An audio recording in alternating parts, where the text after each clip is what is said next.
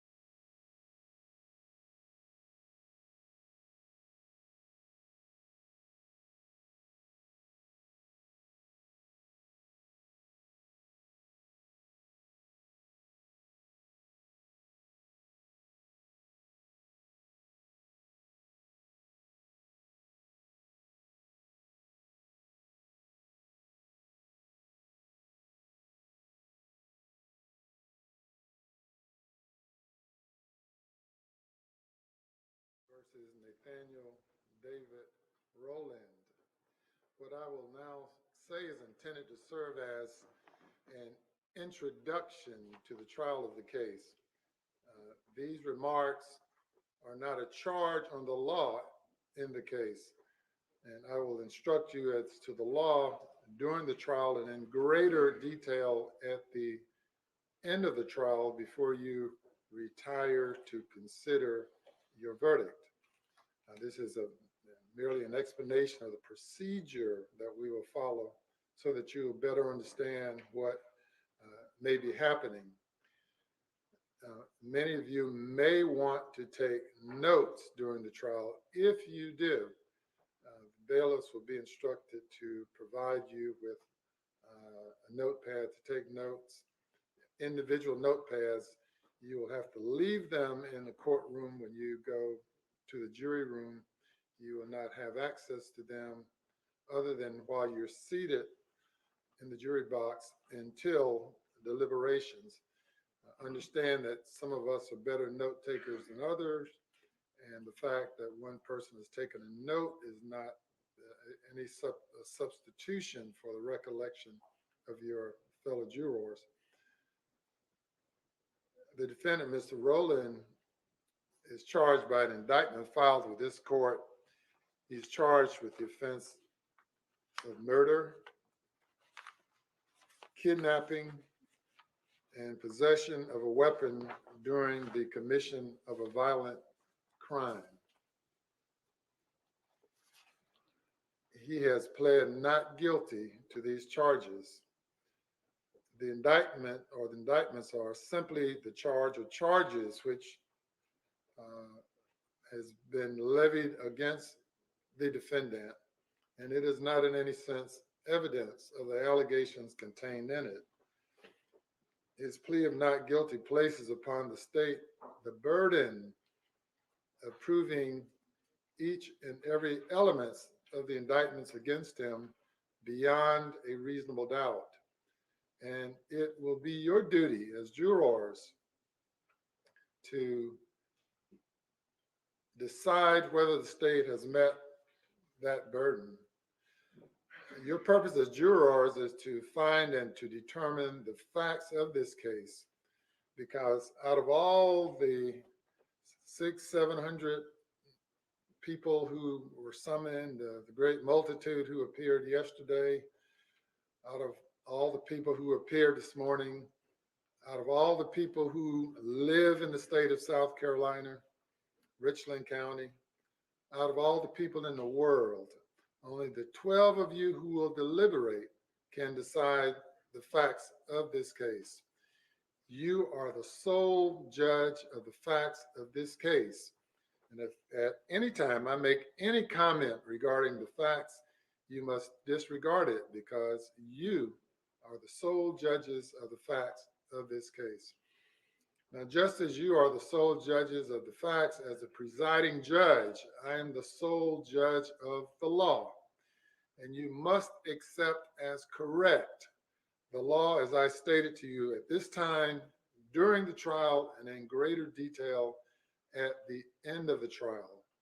You are to determine the facts from the testimony that will come from this witness stand to my right, together with other evidence and exhibits that may be offered. It is especially important that you perform your duty of determining the facts diligently, that you are conscientious and stay focused on the evidence, because ordinarily there is no way to correct an erroneous determination of a fact by a jury.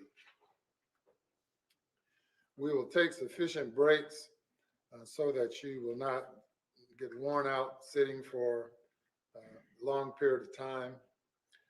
As I stated to you earlier, you are to not discuss the case with anyone after you leave the courtroom. You are to refrain. You must make a conscious effort to refrain from being exposed to any information about the case outside of the courtroom. You're not to consult or review any internet sources, any websites, blogs. You're not to engage in any personal investigation.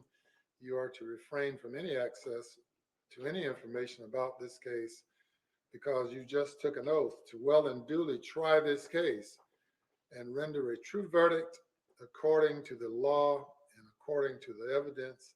So help you God. And once you if you uphold that oath and stick to that oath, you will have fulfilled your duty as jurors, and no one will have any basis to complain about your verdict.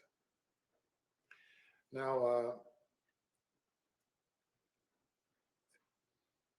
as I indicated, you are to determine the facts of this case from the law, from the evidence that is presented, including exhibits.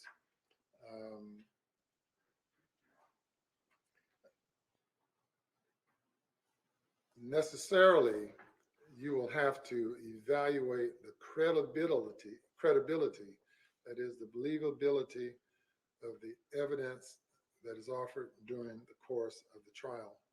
In just a moment, the solicitor will make what's called an opening statement, in which reference would be made to the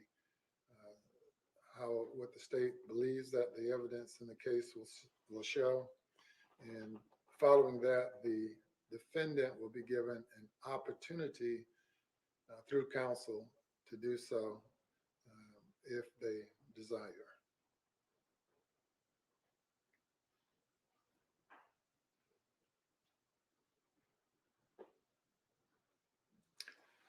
We'll proceed now to opening statements from the state.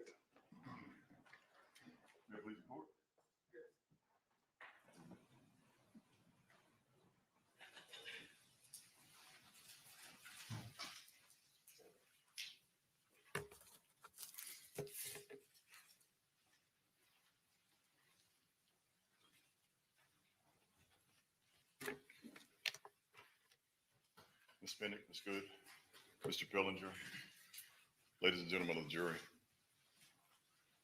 March 28th, 2019 was supposed to be a celebration.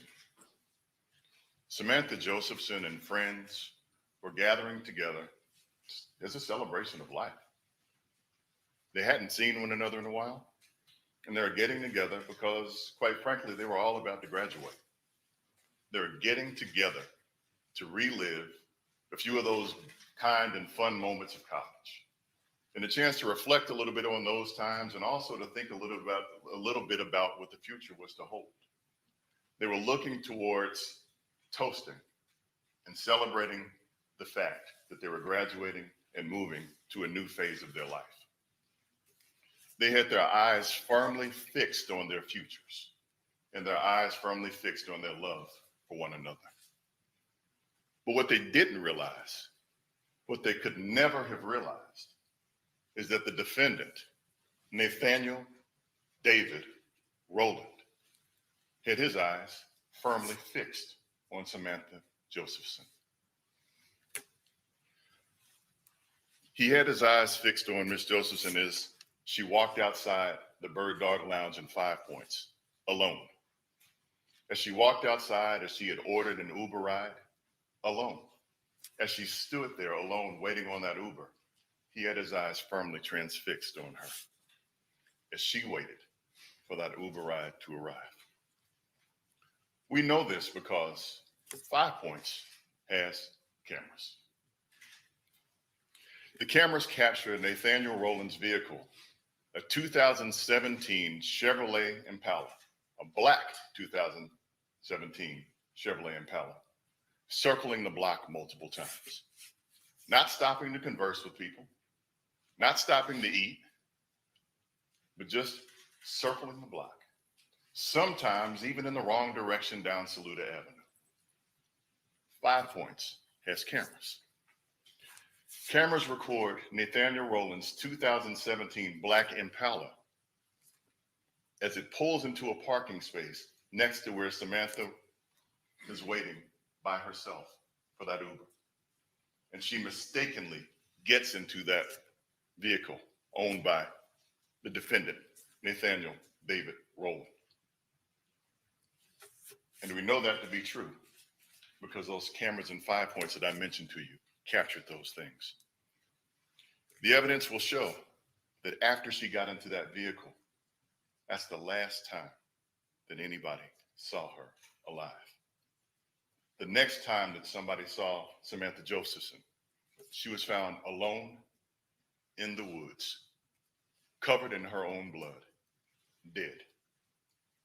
She'd been stabbed multiple times from the bottom of her feet, throughout her torso, throughout her face, her neck, and her head. Ladies and gentlemen of the jury, I'm Byron Gibson. I'm the solicitor here. And along with Deputy Solicitor Daniel Goldberg, Deputy Solicitor April Sampson, and Assistant Solicitor Amanda Gaston, we represent the state of South Carolina against the defendant, Nathaniel David Rowland. Now, over the next couple moments, I'm going to give you just a little bit of a roadmap so that you'll understand where we're going and what we're going to be doing over the next several days as we try this case. And let me say this, just a point of order. You may see the folks at this table sometimes without masks on. We've been vaccinated. We're not making a political statement. We're conversing with one another. We've been together for some period of time and we're comfortable with one another. We believe that the evidence in this case is going to show, and the evidence that you're going to hear from this witness chair in this courtroom, that once Samantha Josephson got into Nathaniel Rowland's 2017 Black Impala, she couldn't get out. And she couldn't get out because the child's safety lights were engaged. We believe that the evidence will show that that vehicle traveled through the Shandon community and into the Rosewood community. We know that to be true because Samantha's friends and her boyfriend Greg shared their locations on a social app called Find My Friend.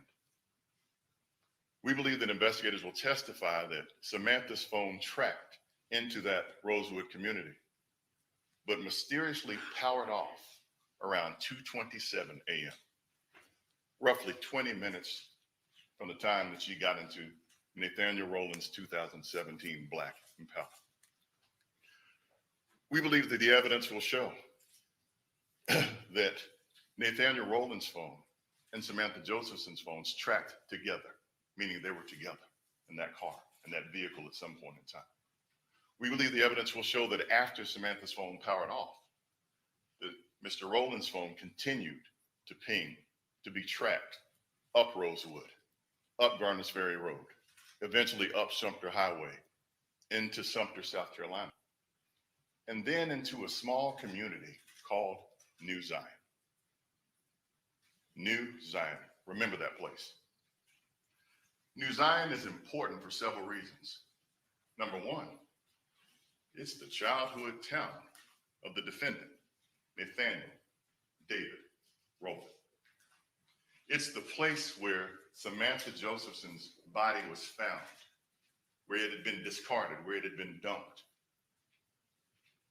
And interestingly enough, the place where her body was discarded, dumped, that remote area, was just about 2 miles from the family home of Nathaniel David Rowland. We expect that the evidence will show that after leaving New Zion, Mr. Rowland's phone tracks back through Sumter, South Carolina. But this time, he makes a stop. Someone is seen using Samantha Josephson's debit card, Wells Fargo card, attempting to get money out of her account, 2 times unsuccessfully. The evidence will show that Mr. Rowland's phone tracks back into Columbia, South Carolina, pretty much the corner of Rosewood and Garners Ferry. There's a Wells Fargo there. Video evidence will show, again, a person attempting to get money out of Samantha Josephson's account. 9 attempts, each one of those 9 attempts unsuccessful. And again, video evidence will show those things. We expect that you'll hear testimony from a person named Maria, somebody who was a friend of Mr. Josephson, who had just begun to have some type of relationship with Mr. Josephson. We believe the testimony will show that Mr. Josephson had access to Maria's home. Maria was a friend who Mr. Rowland was supposed to be taking to work that morning, some hours after Samantha disappeared. He was late, but he did arrive at Maria's home.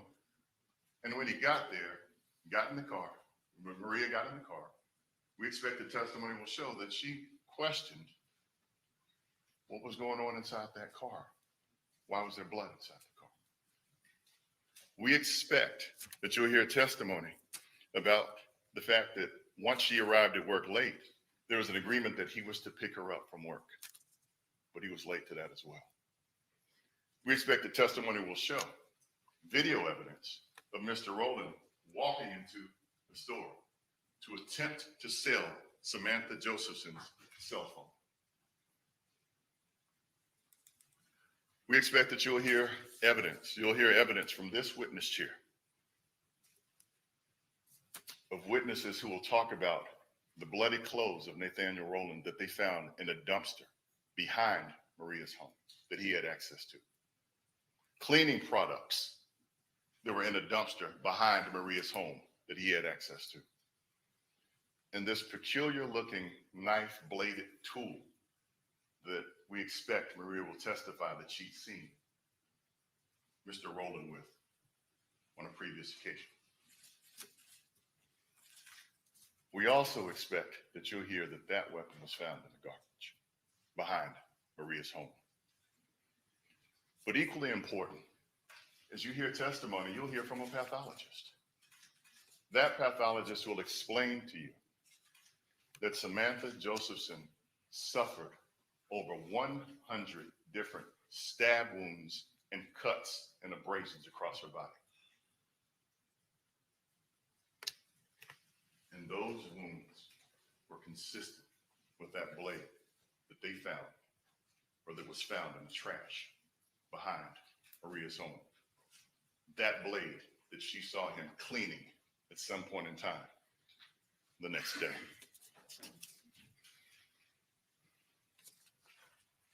I submit to you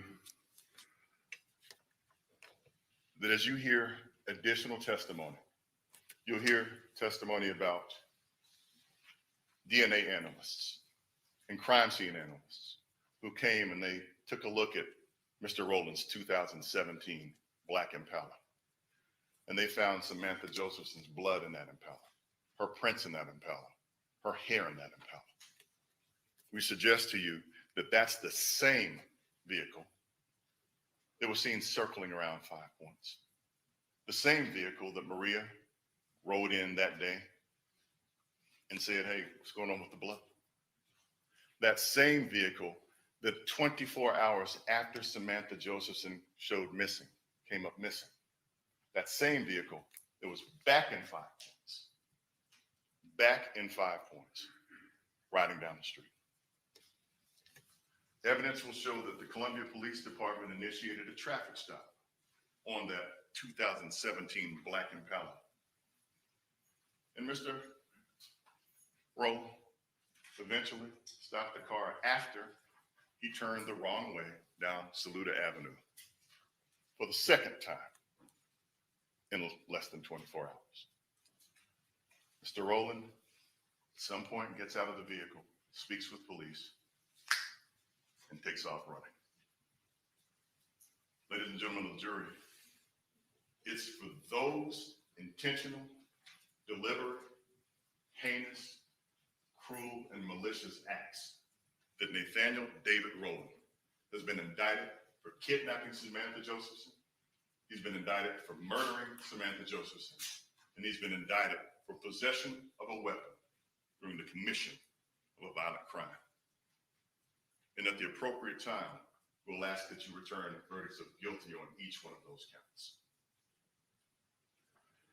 Now, as the prosecutor, I carry the role, and all of us at this table carry the role of having to prove the case against Nathaniel David Rowland every element, as Judge Newman has said, beyond a reasonable doubt. And we welcome that role. We welcome that opportunity. Our courts have defined reasonable doubt in a couple ways. One is reasonable doubt is the amount of doubt that makes a reasonable person hesitate to act. The amount of doubt that causes a reasonable person to hesitate to act. Or a second definition is you, the jury, must be firmly convinced of the defendant's guilt in order to find him guilty. Now, Judge Newman has explained to you the roles that each of us has in this courtroom. But part of that role, too, is the definitions that I just gave. You actually will take those definitions from Judge Newman, because he's the judge of the law in this case.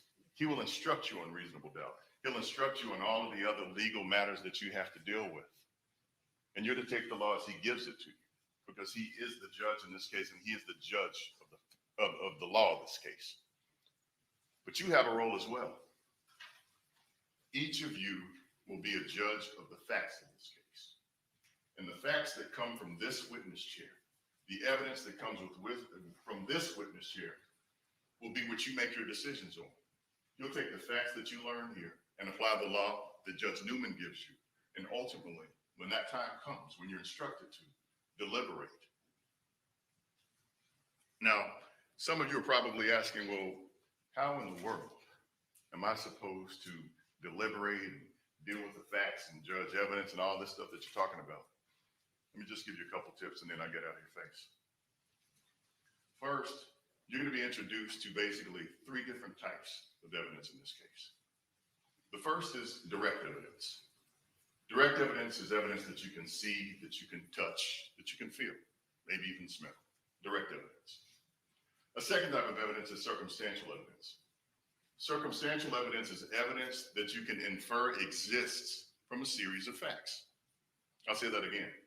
Evidence that you can infer exists based on a series of facts. So one of the best analogies of circumstantial evidence that I can give you is, as we sit in this courtroom today, we all know it's summer in South Carolina. It's raining today, it's a little warm outside. But let's say we walk out of here at 5:30, 6 o'clock today, or whatever time the Judge Newman tells us we can go home. And you see snow on the ground. Let's say you see icicles hanging down from the post office. You see tracks in there, and maybe see some penguins walking around. You didn't see what happened, but you can infer that it snowed. You may not have seen it coming down. You may not have felt the weather change, but you can infer that it snowed based on the series of facts that there's snow on the ground, that there are tracks, there are icicles. You can infer that. I say that because when it comes to circumstantial evidence, it's just as powerful as direct evidence. And that's some of the things that you'll see in this case. You'll have circumstantial evidence, and you can infer certain things happen based on that series of facts. And you're to take that just as you would direct evidence. A third type of evidence that you'll see in this case are stipulations. Stipulations are agreements between the parties, so between our office and the defense, that certain facts exist. And if you are read a stipulation by our office or judge informed you that the stipulation exists, then you are to take that as if it's testimony that came from that witness chair, uncontradicted, because all parties agree that it's there. Now, as it comes to looking at witnesses, you're going to hear from lay witnesses, meaning people who may have witnessed something particular or seen something particular in this case. You'll hear from law enforcement. You'll hear from experts. And judge will explain to you the role of experts in this case at the appropriate time. But as you listen to them, you'll have the opportunity to judge their credibility and their believability. And so you may ask how you do that. I'll just say simply, just like you're judging my credibility and my believability right now, those same tools that you've used throughout your lives, that's what we're asking you to bring to the table as you deliberate, as you listen to this case, and as you ultimately deliberate. I'll tell you, you didn't leave your common sense in the parking lot when you parked today. You brought it with you. That's why you all are sitting here right now. That's why we went through that painstaking process of picking jurors over the last day and a half, so that we could make sure to pick folks who could well and truly try the facts of this case in this courtroom. and ultimately return a verdict. And we'll be asking that you return a verdict of guilty. You are to try this case based on the evidence that you hear in this courtroom, not someplace else, not thoughts that you may have about X, Y, or Z, but what you hear in this courtroom during this trial.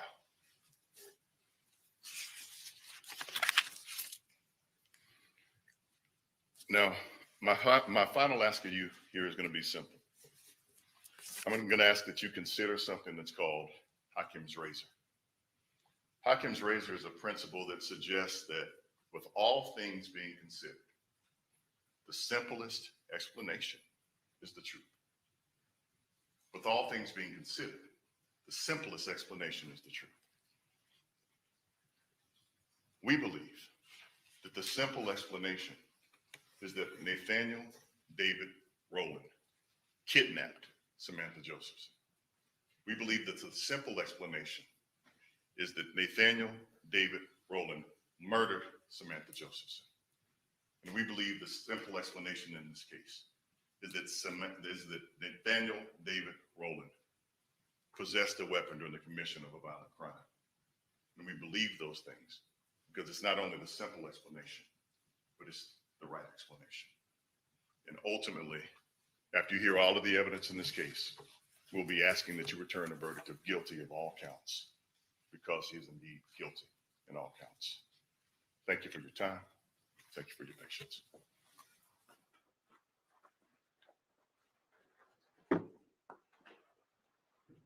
Side of defense. Thank you, Your Honor. May it please the court.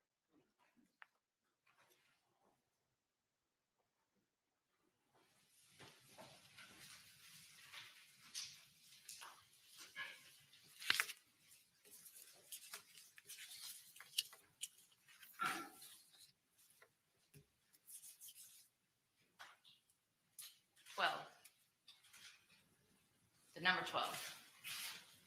I want each of you to remember that number. It's important. We'll get back to it. For now, just keep it in your mind. The number 12. And I want to talk to you about a different number that has come to light during the course of this case. And that's 0. That's important. It's incredibly important. But also remember number 12. Now, 0 signifies several things in this case, and I'll start with the first one.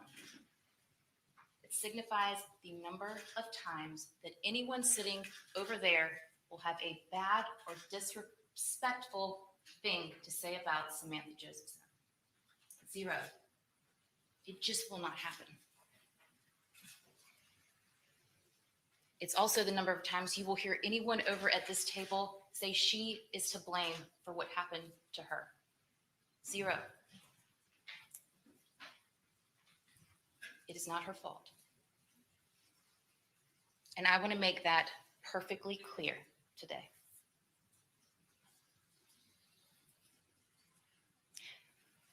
And I submit to you, by the time this trial is all said and done, and you have heard all the evidence in this case, you will be saying the same thing about Nathaniel Rowland. That it is not his fault, and he is not to blame for the death of Samantha Josephson. Now, by all accounts, it sounds like Samantha was a quite remarkable young lady with a bright future. Smart, motivated, and funny. And I submit to you, one heck of a fighter. You've heard the state lay out what they believe happened that night, that in her final moments, that Samantha fought. She fought for her life. She fought hard. She fought hard. She was repeatedly stabbed with what they're calling a sharp weapon, a multi-tool. A blade no longer than about 2 inches. In the close, confined, and cramped back seat of a car. She fought kicking and punching and clawing at the person attacking her. It's a state one should believe is Nathaniel Rowland, trying with everything in her power, fighting. And you've heard, tragically, that same day that she was last seen at the bird dog, she's later found. And she's found out in Clarendon County. But that's not where Samantha's story ends. You'll hear how crime scene agents for the South Carolina Law Enforcement Division, they get called out to Clarendon County right away, and they rush out there to begin that important job of processing what they've been called out to see. And these agents, they're not going to have a whole lot of information as they're getting into Clarendon County, and that's typical at the beginning of the story. But they've come prepared with the tools they need to get the job done. And so as they arrive, pull up on the scene, they're immediately going to work. They're observing the area, documenting with photographs and notes, and collecting items. And they see this is a wooded area surrounded by dirt roads. And again, they're documenting, taking pictures, making notes. And as they're getting there and observing the area, these two crime scene agents from SLED, they see 2 beer cans, some cigarette butts nearby. One agent documents those with photographs, while the other documents in their notes, eventually going back and sticking flags where each one is. Maybe they're important, maybe they're not, they don't know. They don't have a lot of information. Their job is to collect that information, try to figure out what exactly happened.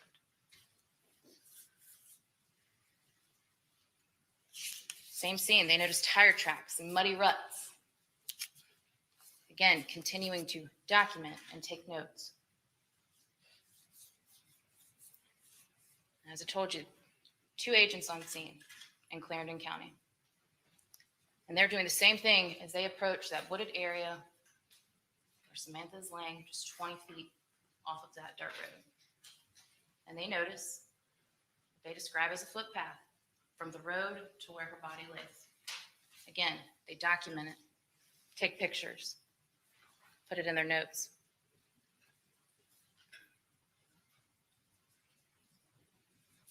They make notes about what she's wearing, her broken shoe, that she only has 1 earring in her ear.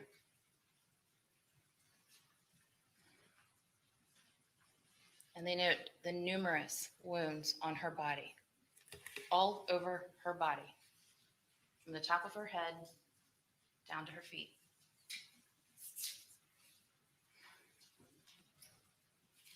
And they also note what looks like drag marks on her back and her shoulder.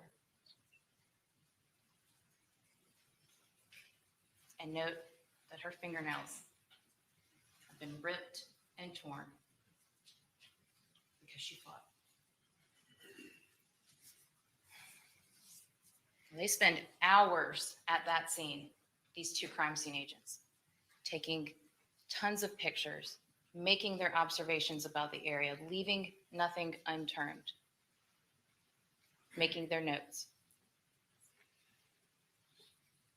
And before Samantha's body is carried off, they need a couple of more things. They want to get her fingerprints. They want to scrape her fingernails. And they take a swab of her mouth for DNA purposes. Eventually taking all of these things, along with those beer cans and those cigarette butts, back to the lab at SLED.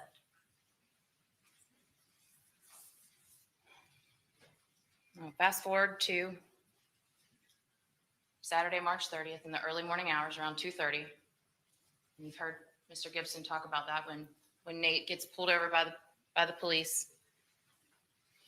Those same two crime scene agents I've been talking about that were in Clarendon County, they're called to come out to that car on Saluda Avenue and immediately begin the task at hand, documenting that car, observing it, making notes, collecting items. And over the next couple of days, they spend a lot of time with that car, going back and doing the exact same thing, swabbing. They swab the steering wheel, the gear shift, the door handles. They lift prints, take pictures, and collect items from that car. And again, taking all of those items back to the lab at SLED. And it's a whirlwind of an investigation. There are a lot of people involved at this point. There's a third crime scene agent with SLED, Dawn Claycomb. She goes out to the autopsy of Samantha Josephson, collects more evidence that maybe wasn't collected at the scene. Again, getting her fingerprints, taking prints of her feet, another swab, and this time they swab both of her ankles. Okay? Now, that same night that Nate is pulled over by police from the Columbia Police Department, he's taken down to a Columbia Police Department building.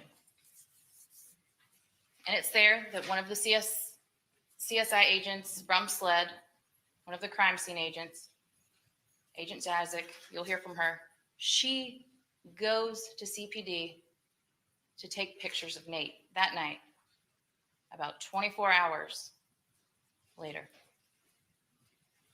She wants to take pictures of his head, of his face, of his arms, and his hands. She takes pictures of him. They're looking for scratches or marks or bruises, but there are none. Zero.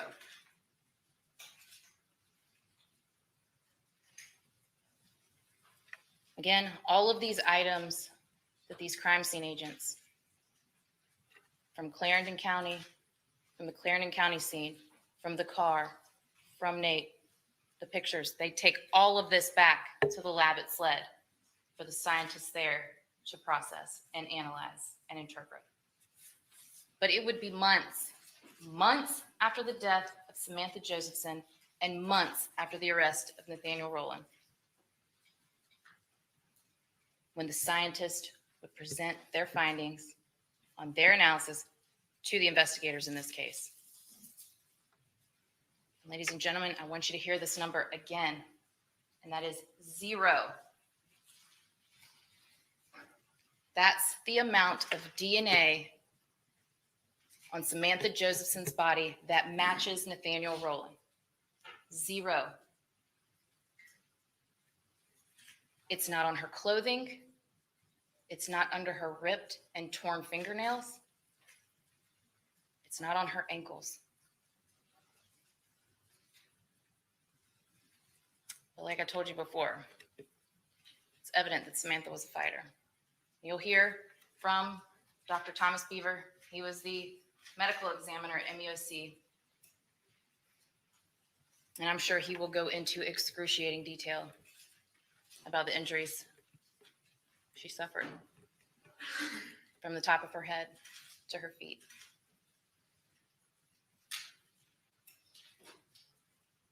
Her ripped and torn fingernails and her battered knuckles. She fought. And because she fought, she did get some evidence for you. That's right. Nathaniel's DNA is not there, but someone else's is. Multiple someones. And remember those swabs that the crime scene agents took from his car, from the steering wheel, from the gear shift, from the door handles. more DNA that does not belong to Nathaniel Rowland.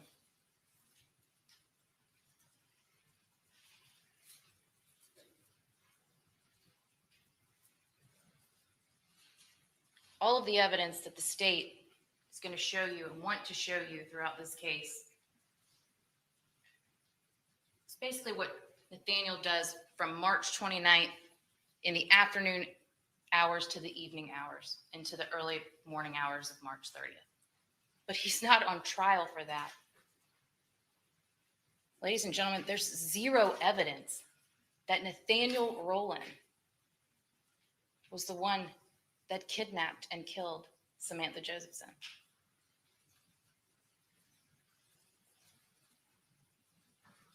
Now remember that number 12 I told you about at the very beginning, that important number? That number signifies you, the jury. And everyone at that table over there has been waiting since March 30th of 2019 to meet you guys. And I told you this number is important because it represents the first 12 people that will have all of the information, not just what's convenient for the narrative. The first 12 people not to jump to conclusions about this case. And the 12 people that will come back and tell the world that Nathaniel Rowland did not kidnap and kill Samantha Josephson, that Nathaniel Rowland is not guilty. Thank you very much.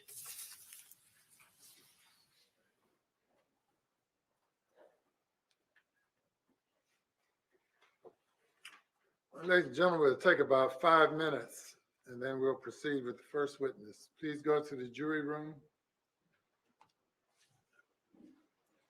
We have you come back in about 5 minutes. Please do not discuss the case.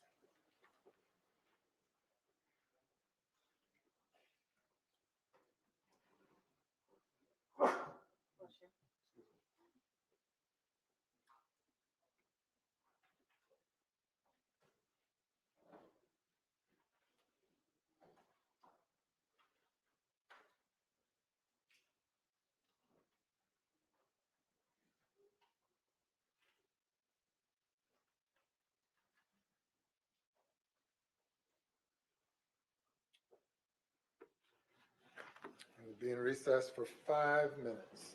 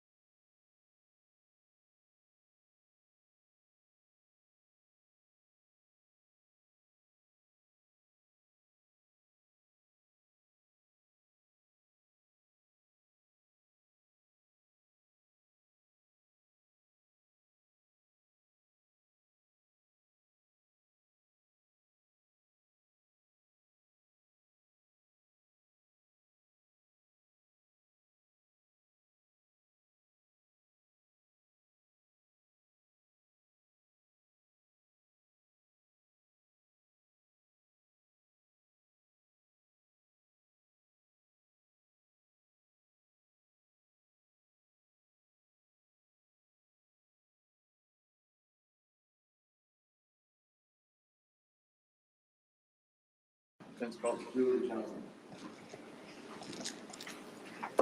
You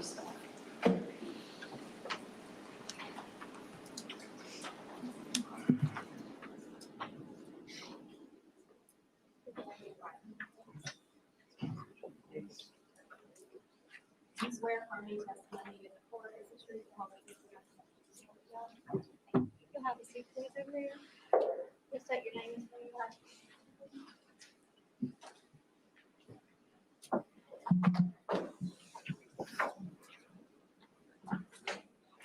Julie Jones, Jones. Ms. Jones, who are you married to? I am married to Tim Jones Sr. How did you all meet? Well, a little over 15 years ago, we might have been one of those first Match.com people. Timmy actually put a post up, and I had not had a lot of luck working and dating. So I put a profile up, and I was actually conversing with Timmy Jr. and his dad. So Timmy was typing and typing rather quickly because you know that he has a computer background. And then one day I saw that Tim Sr. was online, and I typed him, and he's henpecking, you know, really slow getting back. So you got to remember, this is back in the age before we had all that instant messaging. And I was like, what is going on? You're taking forever. And he kept saying, call me, call me. And well, I didn't want to call, but I got tired of waiting 20 minutes just to hear a hello or how are you? And I called him, and the rest is history. We're here today. And how many children do you have? I have 3 children. I had 4. I lost a child, but I have 3 living right now. Who are they? I have Chad Sinkowski. He's my oldest. He's 27.